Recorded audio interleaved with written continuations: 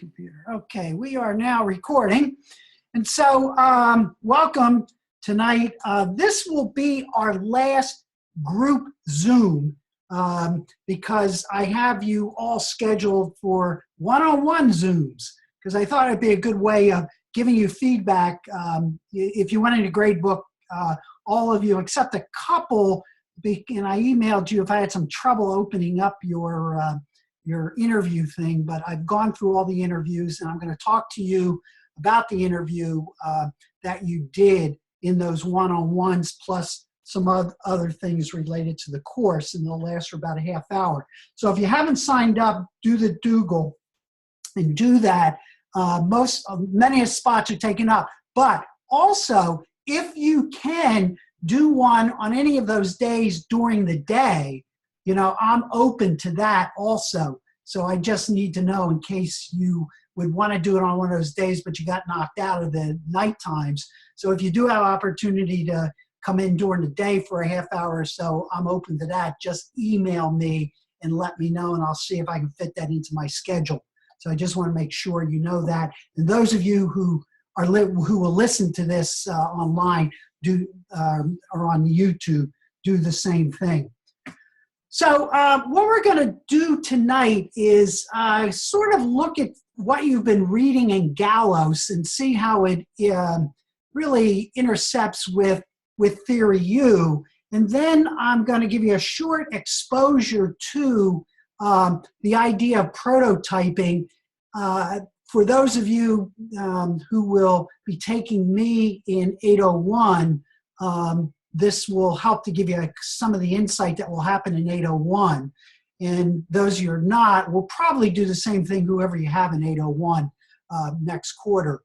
So as I said, there is, I saw this week in Delbert, and as I was reading through these two in a row, I said, wow, there is their concept of Theory U. So the company puts in this politeness policy. And then in that very last frame where Delbert says, I spent 4 hours listening to this person talking about their health problem, and guy asks, well, how do you escape? Well, she had a health problem and I got lucky. So that's not exactly what we want in terms of empathy. So anyway, I just thought that was kind of an interesting concept. So anyway, just to go back to remember that what we're looking at starting out in 800 and then again moving into Theory U is that really what Sharma's talking about is this ability for you as a leader, and developing your leadership is really about this shaping and shifting how individuals and groups attend to and then subsequently respond to a situation, whether it be change or adaptation or whatever. And that is a rather important component. And it was also very interesting listening to your presentations or reading some of your comments related to your interviews. This kind of was percolating in my mind as you were reflecting upon what you were learning from that interview, and curious about, and I like you to think about this when we have our one-on-one discussion about whether or not the person who you're interviewing or your own thinking about leadership from that conversation, that you saw that sense of what the purpose of leadership is about. So I'd like you to take a look at that or think about that before we have our one-on-one. And again, you're able to download these slides. I have them attached there. So this is something, again, that I think is very important. I hope what you get out of being a member of this cohort in this EDD program, that when you leave this program, that this is central to your thinking about what your leadership needs to be in terms of wherever you're working, whether it's in the K-12 environment, whether it's a university environment, some of you working in NGOs or in the business environment, that this is extremely important. So with that then, you know, the other thing that Sharma talks about, and a couple of you, well, a lot of you mentioned and actually said the word about the blind spot, your own blind spots as you were thinking about the reflection of the interviewing, is that really the more awareness and the more tuning you can get into the situation of the presence of which you're into, is that's really where you'll be able to move towards more of a transformational change, or allowing the future to emerge, or possible futures to emerge, once we begin to understand what our own blind spots are. So again, very important concept, to keep in mind as you think about this process. And, even in your writing of your short paper, thinking about, the possibilities of how concepts of theory U, interface in that. So again, when he talks about the blind spot, that really what it is trying to understand who we are, ourself, and what it is, and what's that inner place or state of awareness from where I operate from. So a lot of you, in looking at and listening to your comments, my sense is that a lot of you were getting into understanding where that individual who you were interviewing, where their place was, or trying to get them to expose where that was. And I also noticed in your own reflections that, to one extent, that you were beginning to reflect on your own blind spots, where they are. And so when you think about this in terms of that source, is, where am I operating from? Where do I come from? What is my thinking? What is my thought process? And I just want to say something about that from a research point of view, that when you get into 836, which will be your qualitative research course, and also in 803, when you learn about the different types of research methodology, one of the things that is important in the development of your dissertation in what's called Chapter 1 will be you identifying your conceptual framework of who you are as a researcher. And what you'll know about and get from that is this concept of, where do I operate from? Am I a social constructivist?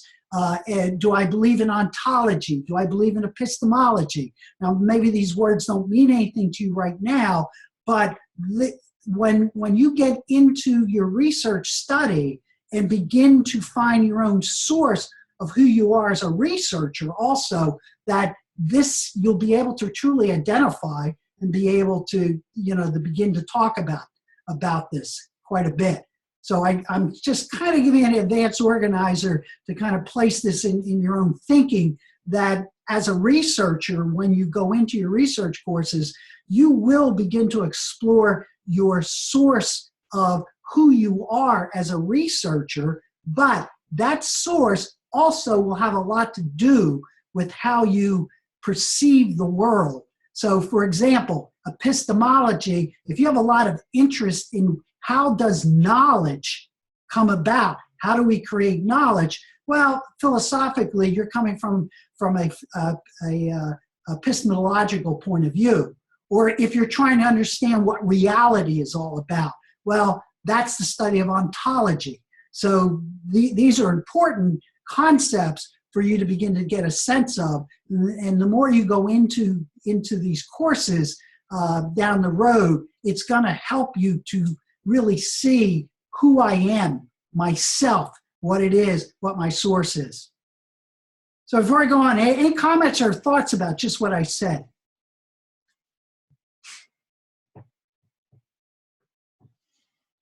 Do you think most leaders know the source of which they come from?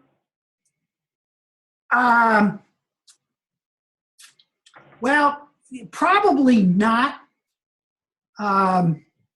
And as you think about it, just think about the person who you were interviewing, and just off of what I said, do you think that individual has a sense of who they are? And my sense would be is that some of them do, but the question is do we overtly think this way, or do we have to get pulled back and say, wait a second, where are you coming from? So some leaders, yeah, I think if you look at historically, there are leaders who knew their source. Martin Luther King definitely knew his source. You know, he knew who he was. Bobby Kennedy knew who he was. You know, I think you can look at that, you know, from world leadership, that many people who were there, you know, who influenced the world, actually, I would say negatively and positively, probably had a sense of where they were operating from. Does that help? Absolutely, absolutely.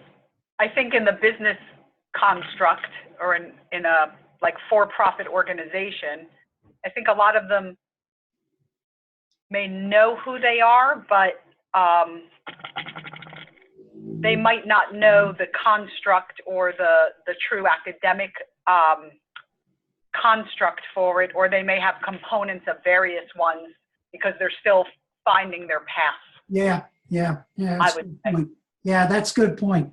You know, that's it. And I think we're all, you know, as you go through this journey, and it's interesting, you also, if you were able to download stuff, I gave you another download piece, and I'll talk about it a little bit later. It's funny, I was looking at the Aspen Society, and they have a whole group in the Aspen Society that's dealing with social, emotional, and academic development in schools, mindfulness, all of those particular areas. So I gave you a little overview sheet of you know, what they're looking at, what they're seeing, you know, in relationship to kids. So for example, in there it says 75% of the words students use to describe how they feel at school are negative.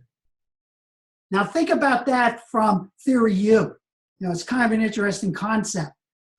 So I gave you that, and I'm also going to post for you some other data that comes out of that, because it's kind of interesting on looking at the Theory U, not from a straight academic point of view. And hopefully, you know, you got to think about it from its construct, its framework, etc., which might be considered academic.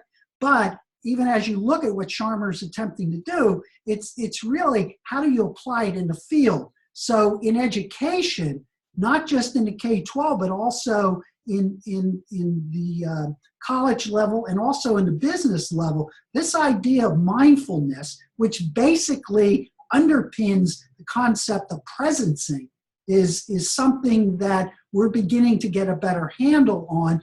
And the neurosciences are giving us a lot of insight to how social and emotional training and development of human beings at a very early age is extremely important to the success of their ability to become learners. So again, as you look at this stuff, I think it has a lot to do with us, particularly as educators, who have a responsibility for shaping learning environments for people to learn and grow. Then this stuff becomes extremely important. And remember, Sharma, though, when you look at Theory U, and then you look at his ego to ecosystem development, he's coming from the point of view of economic development, business development. So if you go out to his website and you look at that, that he does a lot of work in trying to get leaders in shifting this development from traditional capitalism to a new emerging type of environment or framework that deals particularly with those three divides he talks about. You know, self with nature, self with self, and self with others. So again, this all ties in, you know, into that process. And speaking of the word process, is again, so what do you use as you know, as a leader?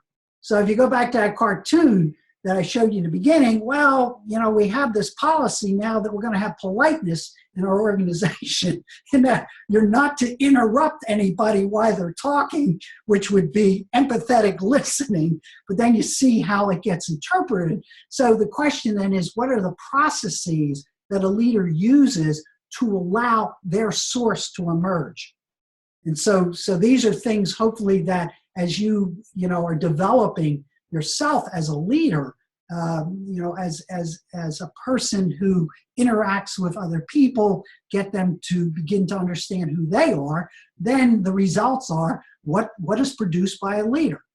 So let's go back to Martin Luther King. We definitely know what his results were as a leader, what he did. Let's talk about Joseph Stalin or Adolf Hitler, because remember, there's presencing and then there's absencing.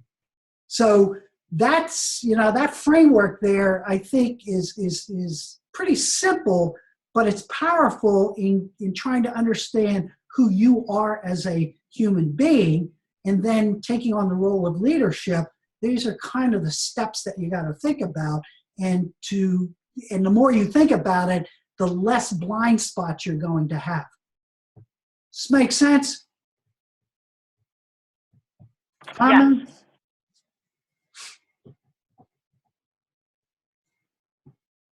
Okay, so with that then, let's, I want to take a look at a little bit of Gallos, and the first person I'm going to mention is not in Gallos, but I don't know how many of you are familiar with Margaret Wheatley.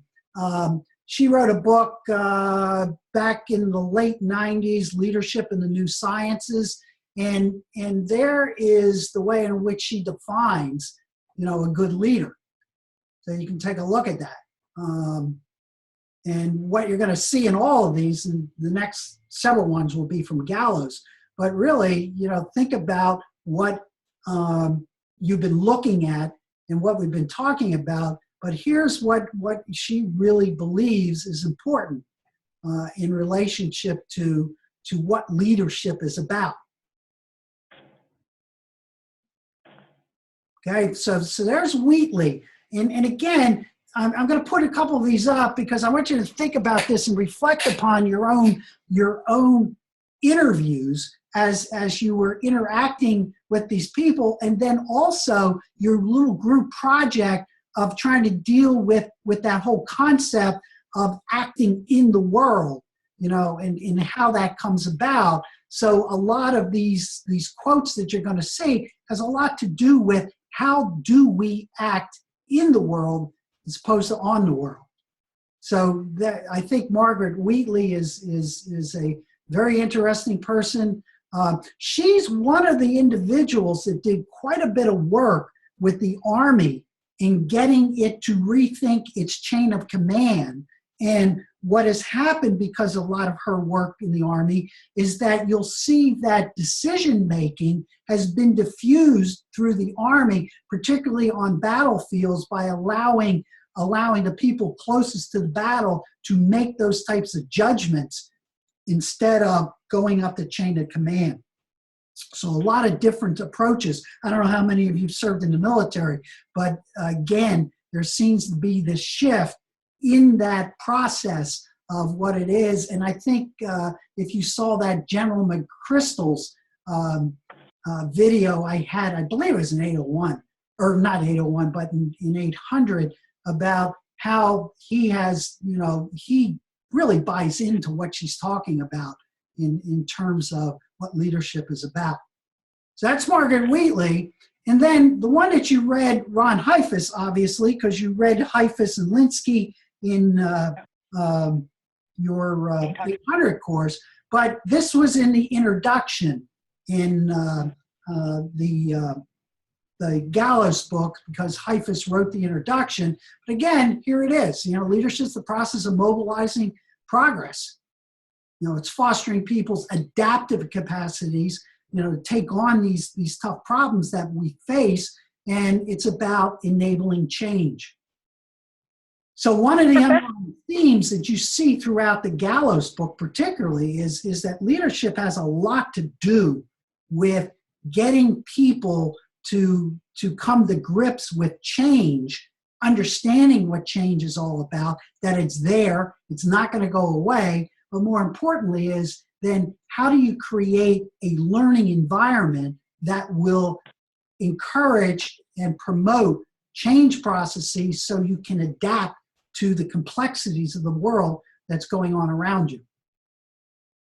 So that was Haifa's statement related to that, and that basically everything in Gallos, what you've read, and as you're interacting with all of these, the people who have written in there, it's basically, centering around this concept of adaptive capacity. And then John Cotter, who wrote the My Iceberg is Melting concepts, he's talking about, management is about coping with complexity and leadership is about coping with change. For those of you who read that chapter, and then what he basically says is that, so think about your own environments and the environments in which you work in, that a lot of you are really dealing with the planning, the budgeting, putting in detailed steps, getting targets put together, allocating resources. If you're in a school district right now, obviously, budgeting process, or if you're in a university right now, budgeting processes are now into play. You're looking at targets, etc. Well, most of the thinking around that really comes about, that's not leadership, that's managing. That's making sure that the system maintains itself and functions. And so what John Cotter says is that when you're leading an organization, really what's happening is you're looking at constructive change by looking at setting direction. Vision is the key component. If you remember in 800, we talked about two types of vision. Senge talks about a negative vision and a positive vision, not one as being good or bad, but negative generally is trying to look at, to deal with a complex problem that deals with trying to get rid of something like anti-bullying, anti-drugs, anti-violence. Whereas a positive vision is constantly looking at what do we need to do in order to become sustainable in the future. So I think the difference there that Cotter is talking about, that this is a common theme in the emerging theories and practices related to the difference between management and leadership. And what I want you to think about as I kind of scroll through these, think about your own organization and think about the top leadership within the hierarchy. And I'm going to make the assumption that most of you work in hierarchical organizations. Do you see those individuals, and if you're part of that hierarchy, do you see them more concerned about managing, or do you see them more concerned about leading? Let me just throw that out. Any comments about that? I have a question. Go ahead. So I don't know if this is going to make sense, but I'll go for it. So we still assess leaders. Have you ever heard of the DISC model, for example? Yes. Okay, so we use things like the DISC model, Hogan study, things like this that come from like the DISC started in 1928, I think. So as we're thinking of this much more mindful, self-aware leader today, is your thinking that the DISC model and things of this nature will really need to be refurbished or refined to better have leaders understand themselves, or do you still see things like the DISC model pertinent with this new way of thinking about leadership? The way I'm going to answer that is that I think what has to happen is even all of those models, all of those evaluative tools that we use need to adapt to the changing structures that are in place. Because one of the problems is with a lot of them that they have a tendency to focus on the management side as opposed to the leadership side, but we confuse the concept of management and leadership. And so, the key component to that, I think, has to be, and you're starting to see this. So, for example, a lot of places are doing away with yearly evaluations, and they're moving into, continuous improvement or continuous interaction with supervisors, and that you don't do that yearly approach. Well, that does make a lot of sense, because when you think about goal setting, if goal setting is tied into a strategic vision of the future, then you got to understand the concept of delay in any goal setting. Because anytime you have a delay in a goal, that goal's original approach won't hold muster, because the condition is highly flexible. So, in a way of the way of thinking about how you assess a system today is that, again, if you're thinking about a industrial-based model that is highly linear, and then you go back to what Sharma talks about in terms of learning, that when you're thinking linear approaches, what then takes place is your ability to deal with unpredictability becomes lessened. But if you take on the approach that a organization is more or less a pattern of relationships, and that it is highly flexible and will change because of external impact or even internal impacts, and that you have to adapt and be flexible as you're going forward, but not losing your sense of purpose, then the metrics that you're going to judge an organization needs to reflect that type of approach. It's a problem, like when I was superintendent of schools, one of the problems you always had is that a school board always looked at you as the person to solve all the problems.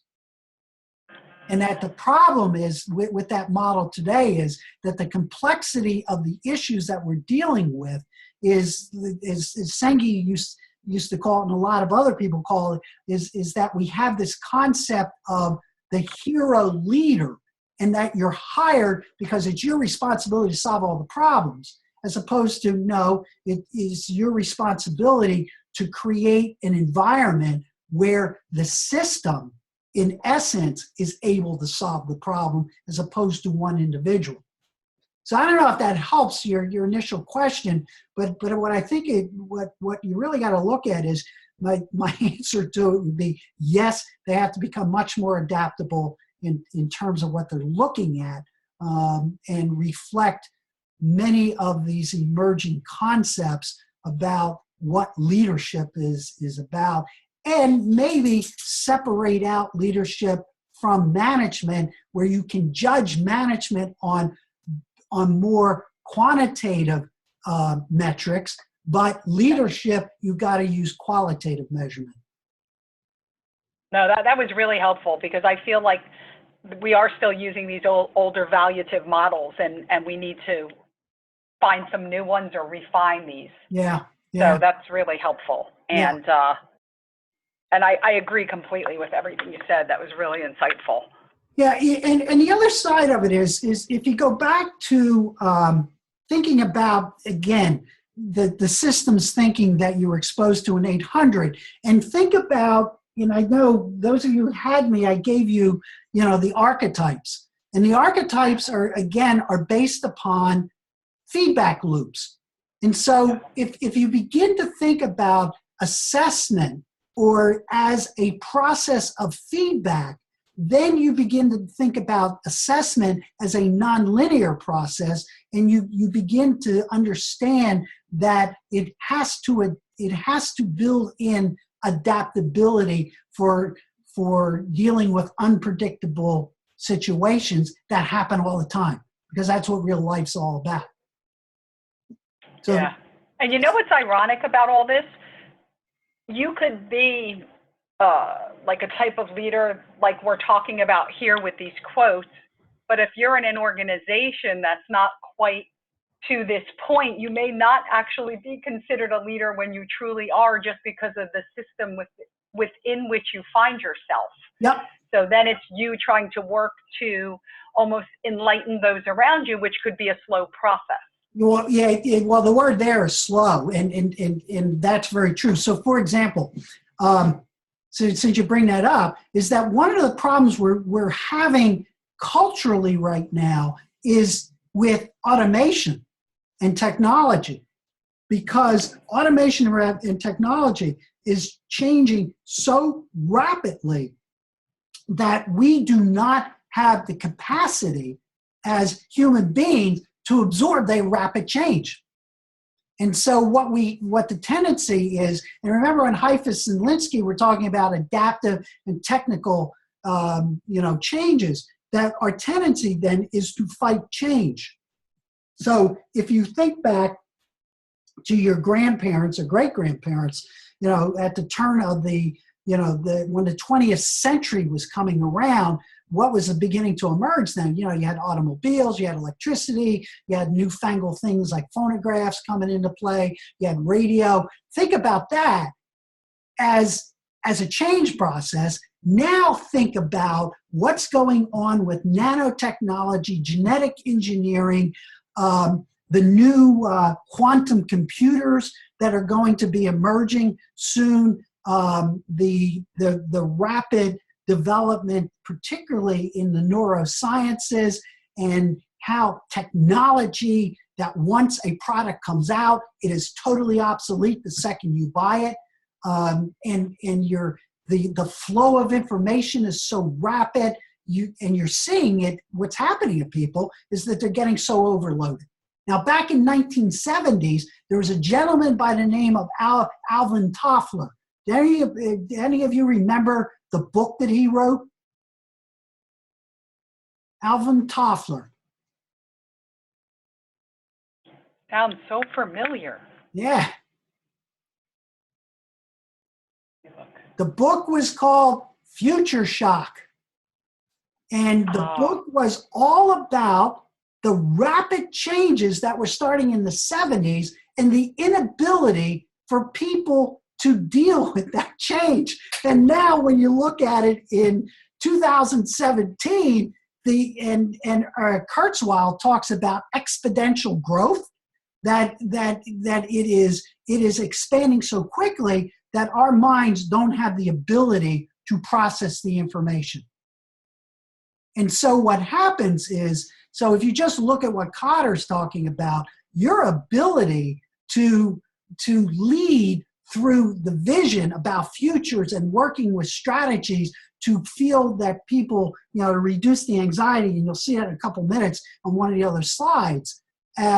You need to understand how to do that, but then you also have to understand how to manage the process on a daily level. Now the question is, do you as a single individual have to manage it, or do you create teams that are diversified, that you do have people who do manage the complexity, and that you have other people who are dealing with helping people to understand and lead them through the change process.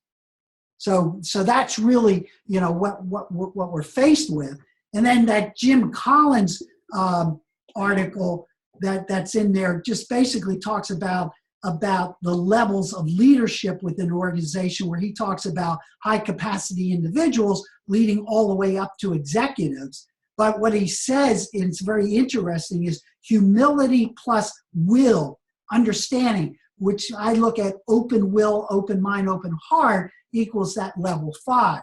So if you look at Collins' article in there, he kind of has this typology of kind of getting you to look at different levels of leadership within an organization and what happens. So you have highly, at a level 1, you have the individual who's high, has high capacity, whatever the skill level might be. Then at level 2, what you then have within that is teaming.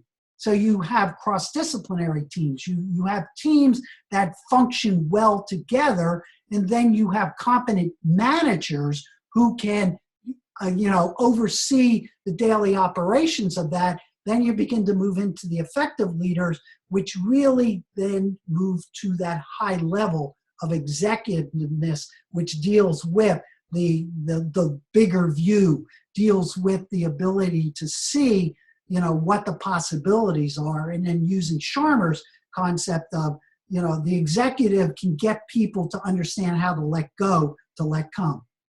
So that's that Jim Collins article that I had you reading. And then following that up, Edward Schein, which I think is extremely important to understand. And so again, look at what he says distinguishes, leadership from management or administration.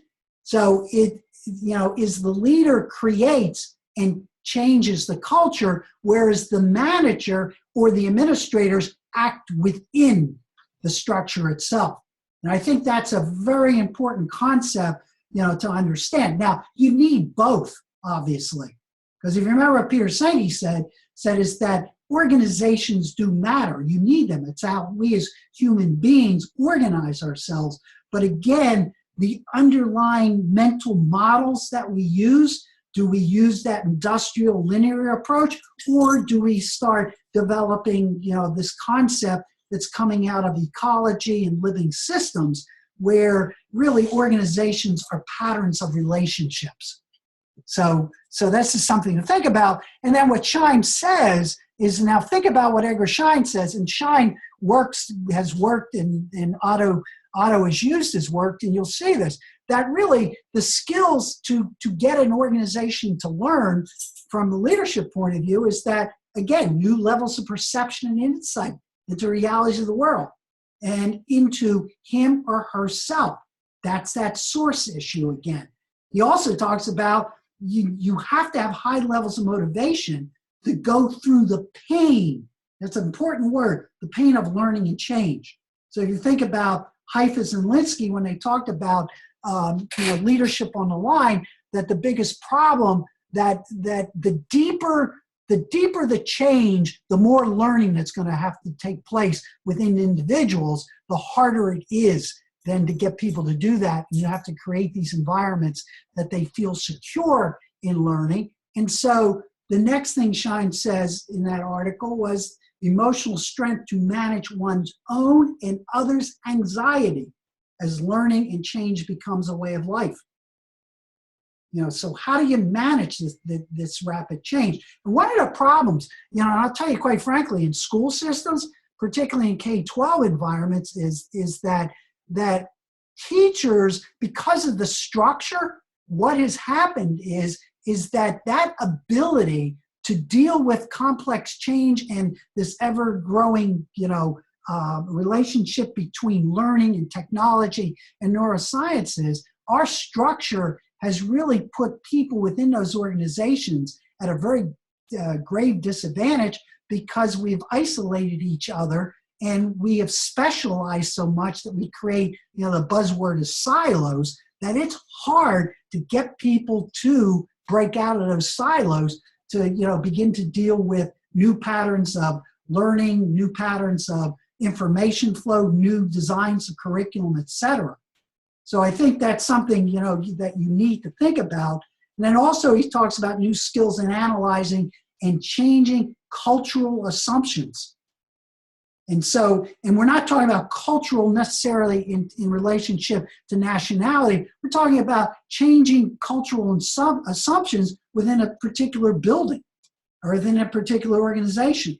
What the organization, whoops, let me go back one. I forgot one more there. And then the last one, the ability to involve others and elicit their participation. So let me stop talking for a little bit. Just, give me some feedback. What's going through your minds as you think about this, as you look at some of the stuff that came out of Gallos.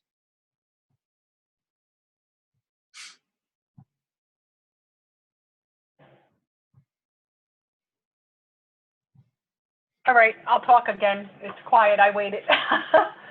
So the one thing that struck me is when you talked about rapid change, I think a similar analogy is, I think her name was Rachel Snow, Silent Spring. Oh, She Rachel wrote Carson. Rachel Carson, that's it, Yes. Silent Spring, Yeah, right? back in the Just what she 60s. said was going to happen to the environment kind of did, but it's happening now. So that reminds me of that. Yep. And then when we talk about the rapid change you mentioned in school systems, it's funny you said that because in the corporate world, in Fortune, say, 50s, it's very similar now. So we're moving to all of these shared service and center of excellence models and these tiered models. Yep. But what those tiered model entails are really interacting in a very new virtual way. Yep. And to your point, it is very difficult for individuals to, they may accept the change, but they're not necessarily embracing it or even understanding how to interact to get the most effective results. So we find ourselves having to teach the end-to-end process in a very different way. Yeah. So Yep. it's constant. It's everywhere you turn in these Fortune, I work for a Fortune 50 and it's unbelievable. Yeah. And you have to be so good at being able to, I think what's going to happen in about 5 years or so is people are almost going to become immune to change. Like right now, I think it's a stressor, but if it continues to happen so much, I foresee that people in the corporate world, nothing will bother them because they'll have been through it. That's my predilection. Yeah, and it's interesting because I got this thing I have it for my son-in-law because he drives truck, and the thing here is out of Scientific America. They had a little blob here. It says driverless big rigs nearly road ready. It's a big 10-4. So you're going to see, automation is going to become the major stressor, as it already is in industry. And it's interesting because, and I think I said this to you guys once before, is that we're in this political upheaval right now. And so we're going to bring all these jobs back to America. We're going to bring it back into the Rust Belt. And no one's telling the truth that many of the jobs have come back. And so let's use the coal industry as an example. Yeah, we're going to do this, but most of the jobs are going to be done through automation. They're not going to bring these people back. And that's, as I said to you, up the road from me, Hershey, they have a fully automated plant there. Yep. So you talk about that. Are we going to become immune to it? Yeah, maybe. But the question is, I have as educators, how are we preparing our kids to deal with the rapid change that they are experiencing, which they seem to have less of a problem with? But the question is, how do we direct it so it becomes more productive for them, particularly as it relates to work? Right. So it's something we all have to think about. Any other comments about this? Dr. Gould, I have a comment. Can you hear me? Yes, I can. Okay. So I'm a high school principal, and the question I have is, how do I get teachers to accept change? That education isn't the same as it was 20, 30 years ago, not even 10 years ago. And I have a hard time, trying to get teachers to change their mindset and think differently. Teachers unions, etc. It's interesting. Now the way I'll talk to you about this is basically my experiences as superintendent. So remember, I think I told you guys that my proudest moment as a superintendent was to have that elementary building come to the school board and ask to have the walls knocked down. That was in 2003, between their classrooms. Now, how did we get there to do that? Well, it wasn't that I did it, is they did it. And the way in which I nurtured, this is an important word, I nurtured their thinking around this by exposing them to all of the information that is available to look at this stuff. And so I flooded them for about a year and a half with different types of ideas. Did not say they had to do any of this stuff, but I wanted to get them into situations where they were willing to explore by creating an environment that's saying it's okay to explore these things and to come up with different ways of looking at this. So my suggestion to you would be is to just start throwing this stuff out to them and let them play with it for a year or so. And encourage them to play with it. Encourage them to come up with ways of maybe trying and experimenting, and tell them, don't worry about if you fail. It's not going to hurt you. We'll learn something from it. The other group you talked about is union. And again, I mean, unions are important. There's nothing about it. But the negative side of a union, particularly in education, is that it does have a tendency to stifle change, because what it does is, and I got this from my own experience, because I can work with individual teachers and get them to do it, but if you have one person or a couple people who, I'm not going to do this, then they go to the union, well, the structure of a union then is designed to kind of support them, which then blocks the possibility of change. It's kind of a crazy conundrum, that you find yourself in. I think it's crazy that, as an administrator, we don't have access to the communication that they have over our staff, right? And control they have over our staff. And we have no idea what they're telling our staff. I mean, it's just, what other organization out there operates like that? Well, as I said, all you do is, and now again, this worked for me, and it's just probably part of my personality, how I deal with this. It's what you need to do then is to give information and tell people, not as union or anything like that, to say, hey, look, we're professionals. Here's information. Here's brain research. Here's technological research. Here's what people are saying that our kids are going to be exposed to. How do we deal with this? Does our present structure allow for this to happen, so our kids will have a sustainable future? So it's a type of questions that you pose to them and encourage them to explore. And you keep at it. You don't stop. Again, emotional strength to manage one's own and others' anxiety for the change to become part of a way of life. That's what you as a leader, as a principal in that building, need to do that. Then, hopefully, you push it up also. Mm-hmm.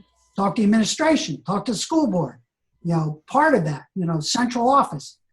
So these are things that how you begin to, in your own mind as a leader, how you begin to actualize them in your own environment.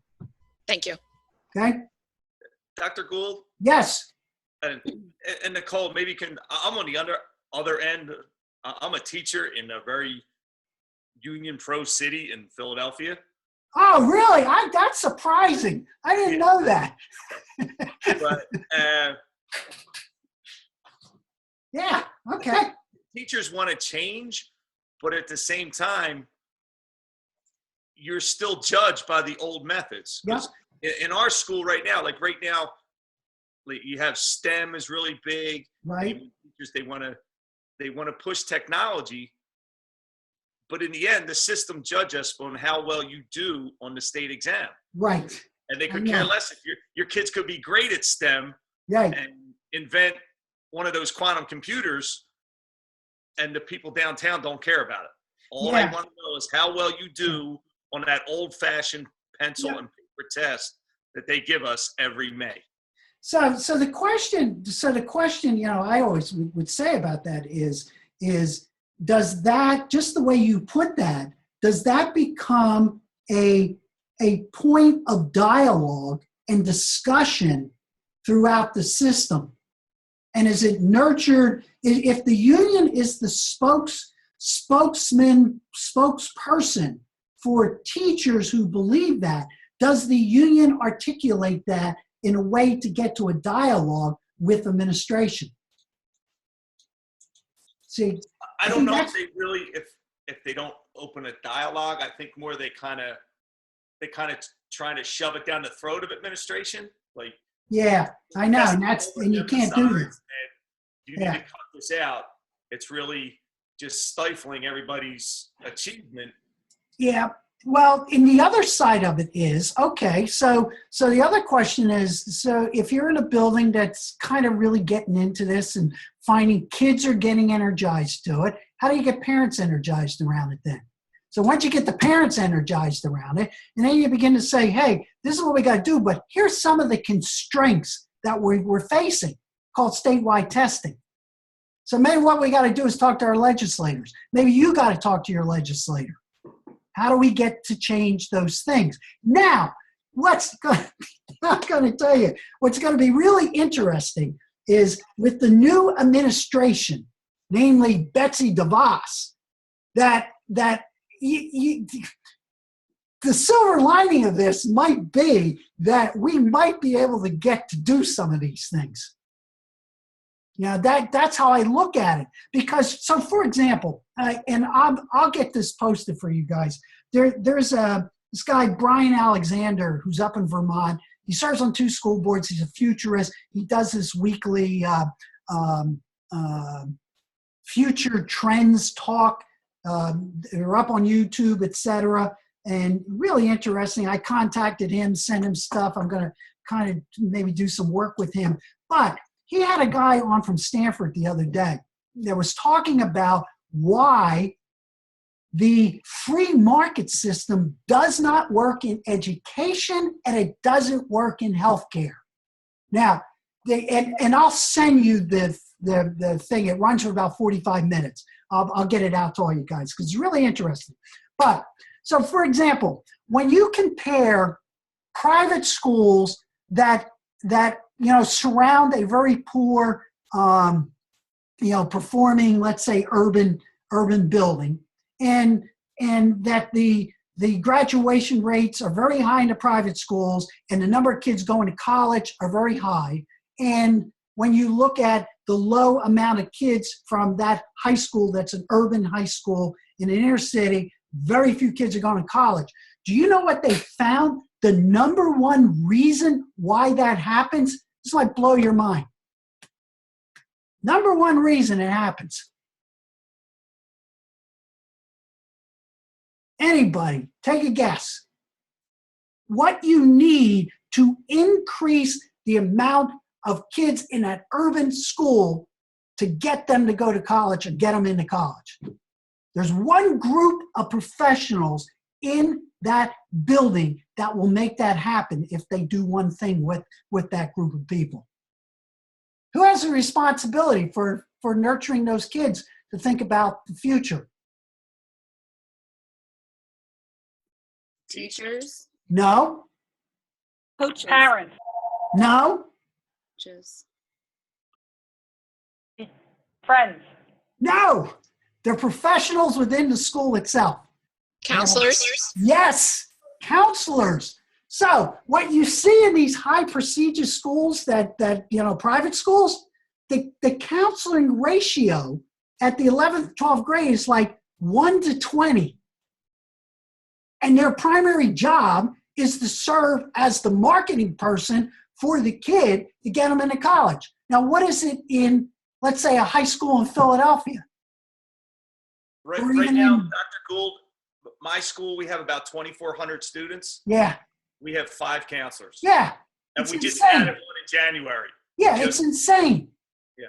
But the data shows that it works. The other thing is where they say, competition is good. So we should compete our schools against these charter schools and all these things. The problem with that model is in business. So you guys who work in business know how that competition works because you're all geared up to deal with it. Schools are not competitive institutions. They don't work that way. That's the problem with testing.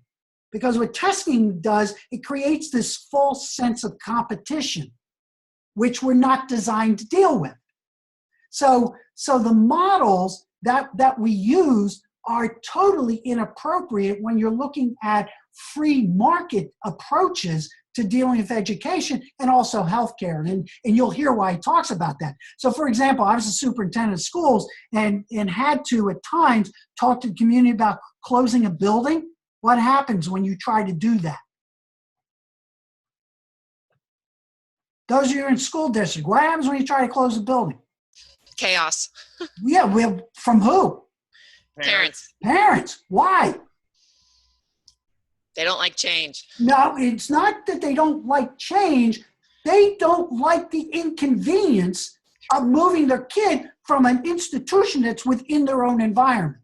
You know what? True in healthcare, most people believe that if they are locally convenient to a doctor, regardless of whether or not the doctor is good or not, it's the convenience of closeness that is more important to the consumer than the quality. And that's true in schools and it's true in healthcare. So the data they have is really interesting as you look at that. So these are some of the things, and let me just keep moving on with this. So the other gentleman who was in this, if you read that article in there about, nurturing the soul of the leader, remember where Sharma talks about self to self, the idea of an individual in terms of the spirituality of leadership, etc. Well, Delbecq, if you read that in there, if your group read that or you looked at it, basically look at the things of what he says nurtures the development of leadership. And then think about what Theory U is saying.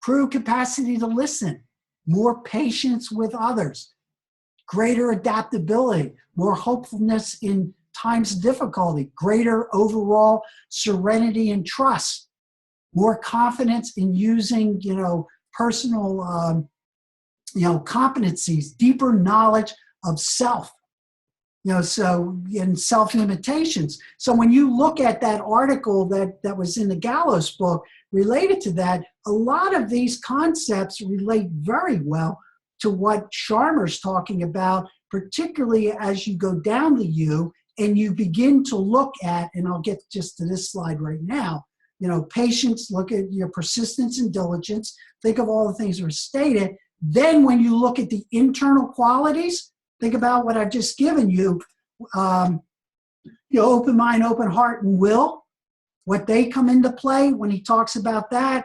Then the personal experiences, your own personal experiences with profound change. And then finally, the concept of the I-thou perspective, that we're here to serve the whole. So what I'm hoping that you're teasing out of this as you explore the Gallos material, because they are a lot of the, quote, the gurus of leadership development. Warren Bennis, you've read a lot of people in there. But then again, think about what they're saying in light of this idea of the internal qualities that you need in relationship to your own open mind, open heart, and open will. And many of you talked about that, on how you were sensing that in your interactions with the individual. And then also the other thing is, think about your own personal experiences with change. Whether it be personal experiences or professional experiences, these things get you to understand where your source of leadership is coming from. And then that last one, the I-thou perspective, which I think is very important to think about, is the assumption that your role is to serve the whole, the health and vitality of a larger human living system, the organization you're in, the school building you're in, as they are and as they might be. So that's that, okay, here's what our current reality is, but what are the possibilities that we can get to? So, Nicole, when you talk about being the principal, well, so if you can get people to begin to say, here's what our current reality is, here's all the stuff I'm giving you, given on what I'm giving you, what are some of the possibilities we might become? See, that's how you apply this stuff. Same thing if you're building in Philadelphia, exact same thing. It's how do you get it going? But the important thing for all of you to remember is that that transition period takes time. It really does.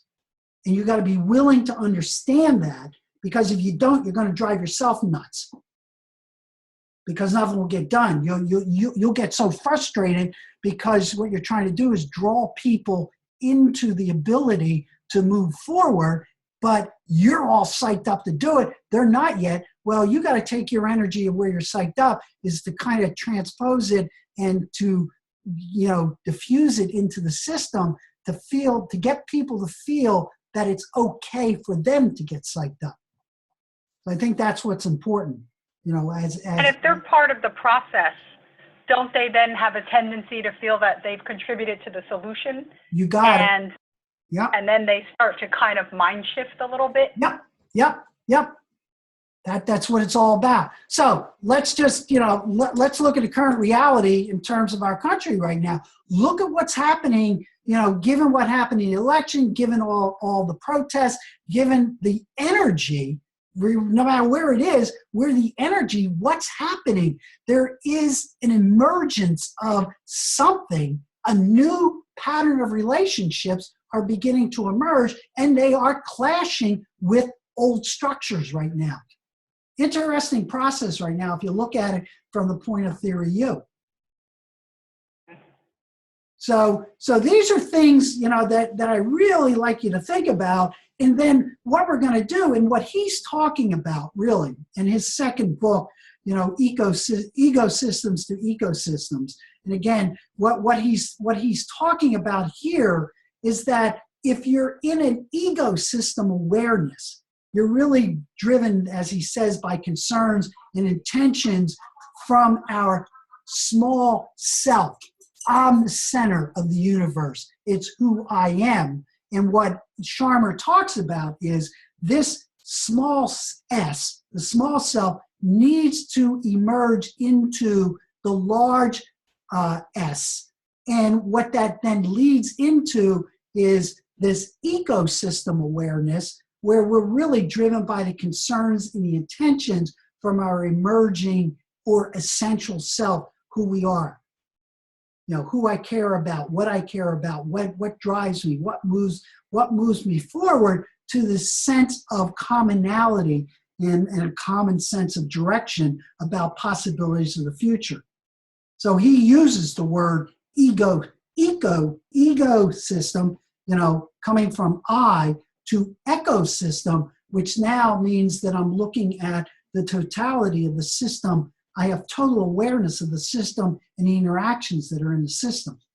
So if you go back to Peter Senge's work, and then you look at Sharma's work, and you look at Heifetz's work, you look at what Russell Acuff was talking about, you look at what Michael Fullen's saying, this all, as you play around with all that stuff, begins to create this construct for you to really discover, where you are in terms of your own leadership development. So clearly not a fan of Atlas Shrugged or Ayn Rand. Right, yeah. Yeah, definitely. So what happens then, and again, and I'll go back to Nicole with your question, here's in what you read in that next to the last chapter, is what he's saying now. If you want to get people to go, you got to do it from co-initiating. You got to get people to listen to others and add to what life calls you to do. So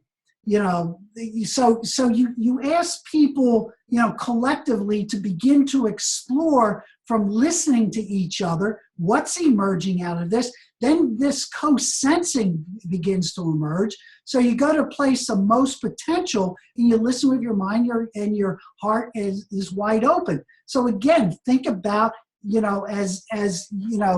Richard, you're talking about, okay, I'm a teacher in here. Well, STEM is kind of taking off. Yeah, we're kind of getting interested in this. What's the potential, what we're going to do with this? Now, we got the constraints of the test, but how can we utilize these? What possibilities might emerge? Because there's where the co-presencing begins to emerge.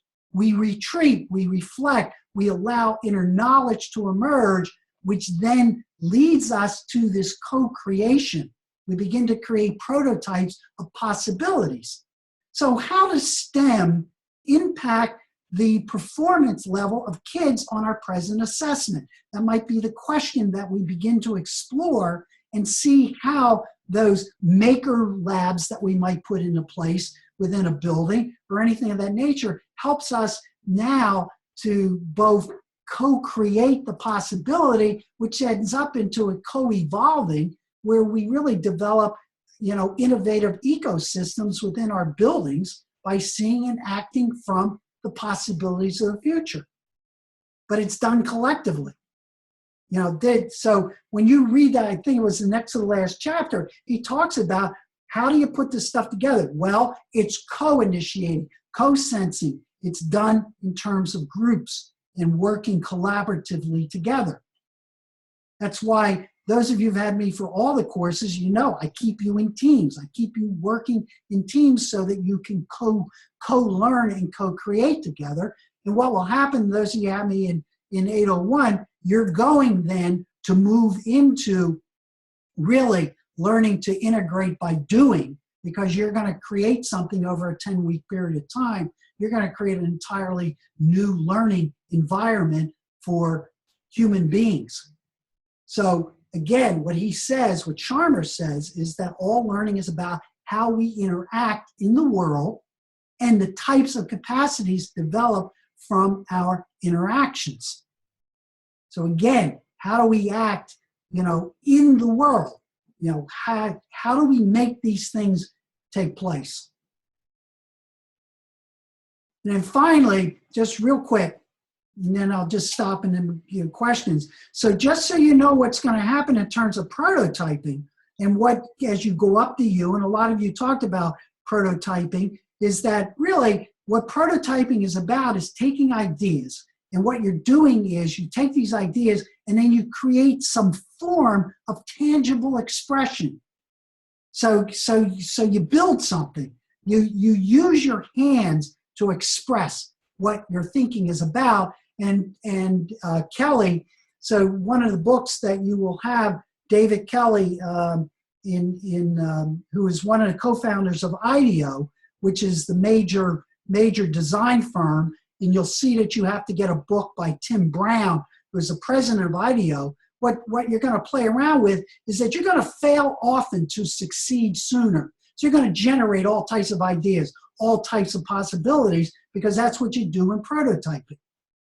And what happens then, as you look at this, what it really does for you, what prototyping will do, and again, this is spending time going up to you, is that it gets ideas out of your head to share them, because you create things, you create tangible things. Think about a maker lab. That's basically what a maker lab does. Experience a concept and work out its kinks, because you play with it. You think with your hands, and you help to discover questions and answer them. You try to explore those ideas. These are things that you'll experience in 801. You fail early to succeed sooner, as I said, and you reduce emotional attachment to an idea. Because one of the problems we run into is that you come up with an idea and it's yours. And then you're going to defend it no matter what. Well, when you're prototyping, you just throw the ideas out and you detach yourself from the ideas and let them sit out there so everyone can interact with them and let those ideas evolve and emerge. And then you get feedback quickly. And these are some of the things that you're going to experience. And then when you're beginning to think about large-scale systems, like how do you change a school system? Well, is it relevant? Does it matter to the key stakeholders involved? So again, Richard, when you talked about, well, I'm a teacher and we're dealing with this, well, as I said to you, does this STEM stuff become really relevant? Is it important to the kids? Do parents see kids really becoming interested in learning? You start building up that type of data. Then you ask, is it right? Have you got the right dimensions about what you're doing? How do you express or expand the development of project-based learning, which basically STEM is about? How can we create little labs to show people that this makes more sense than static testing? Is it revolutionary? Can it change the entire system? You know, STEM is attempting to do that. Maker Labs, that when I send out that link to you, you'll hear him talking about that if there's one place that we're starting to see a lot of change in schools and kids getting energized is around STEM and STEAM. Definitely, because they're action-oriented. Do you address the systemic root issues? How do you move away from static testing? You know, because the types of things that STEM is promoting, you can't do from a static point of view. Can you develop these ideas quickly? Can you then, you know, rough them out? Can you do it small scale so that you can use it to build it up? And then finally, you know, are you leveraging the existing networks and competencies?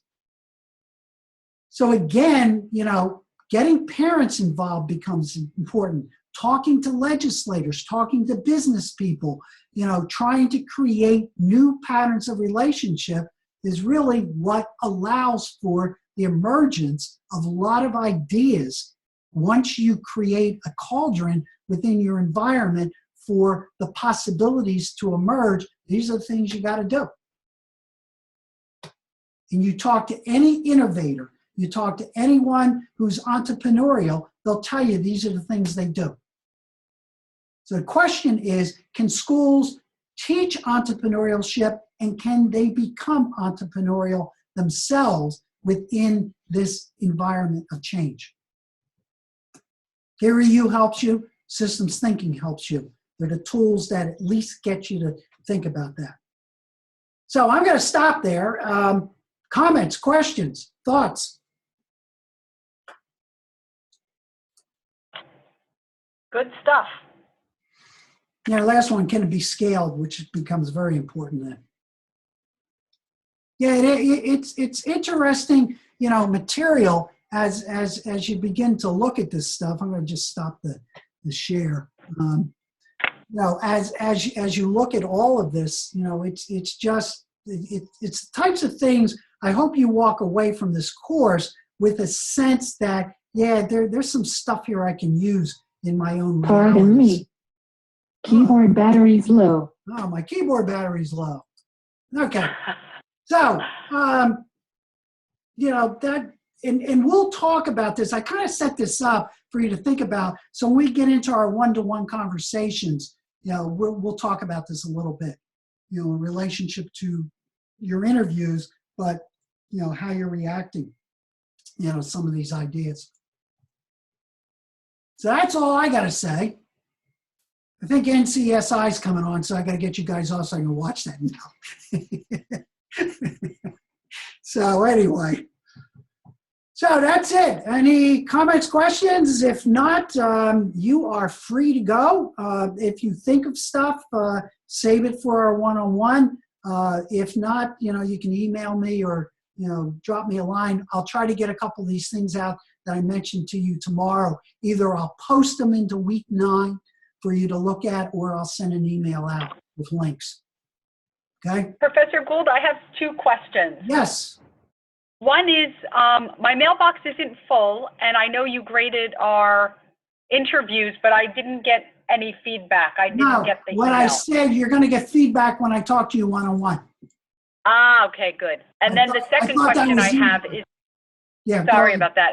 Regarding our one-on-one, I had sent you an email because I'm going to be in Brazil next week. Is there any way we could do it this week?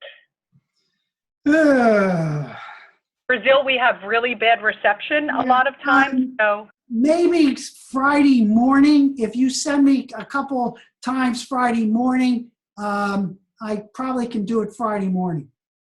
okay, I signed up for Wednesday, but knowing I'm in Brazil and knowing what I've experienced, it could be tough. That's all. So yeah, I'll send you some ideas for Friday morning. Great. Yeah, I'll try to do that. I'm going to be actually, well, I'll be okay. I'll be down in Cape May, but I can do it then. Okay, great. Just excellent. Thank you. Yeah, send me a time and then I'll send you a link. And as I said to you, okay, great.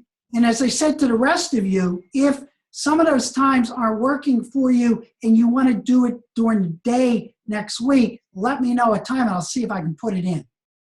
Okay? Because I know I have 2 of you, I believe, One is in Abu Dhabi, obviously, and one is in China. So therefore, doing it in the evening next week is not going to be convenient for you. So that's okay. And I've rescheduled those to mornings for me. Okay, that's it. I'm going to stop the recording. And as I said, you